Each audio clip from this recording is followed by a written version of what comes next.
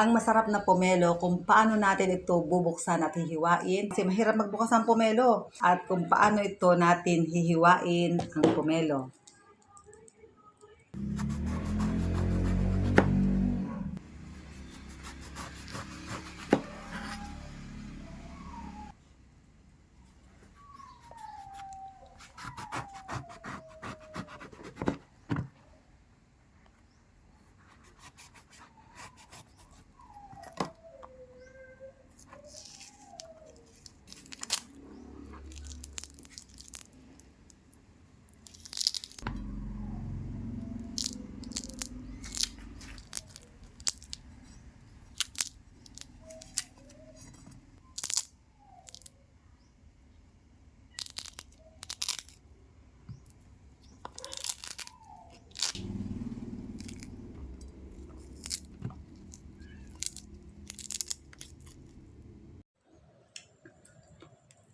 Kaya nakita nyo na kung paano ang paghihiwa, kung paano madali natin makukuha yung suha.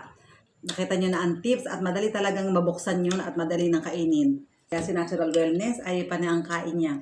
Kaya marami pong salamat sa patuloy na pagsubaybay sa mga ka-natural ni Pastor Vito.